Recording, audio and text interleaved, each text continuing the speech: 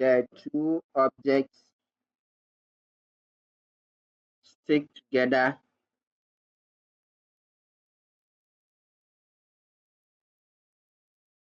after collision. When the two objects stick together after collision. What it means is that we are talking about after collision, so we will consider only this part of the equation. So since they stick together after collision, they will have common velocity v.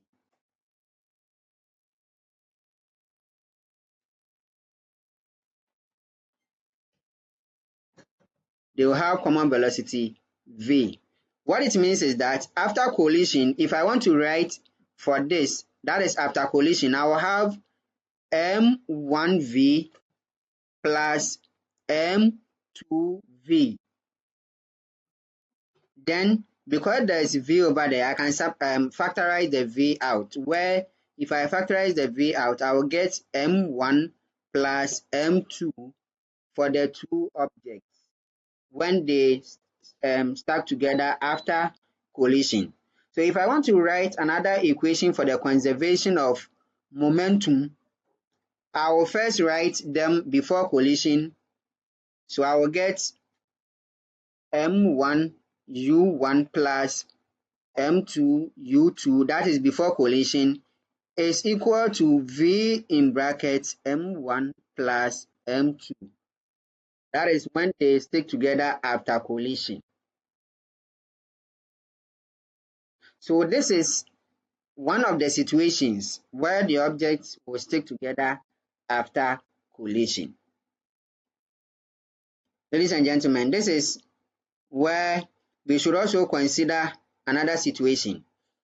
Was it this year? One of the questions that I saw in the February March was that instead of them asking you to calculate for mostly the questions that has been coming, they will either ask you to calculate for one of the velocities considering this equation m1 u1 plus m2 u2 is equal to m1 v1 plus m2 v2. For them, they didn't ask them to calculate for the m1 u1 or m1. They didn't ask them to calculate for u1 or u2, v1 or v2. They mostly asked them to calculate for velocity. So mostly the attention is on v, but the February March question didn't do that. They rather asked them to calculate for the mass of one of the objects. And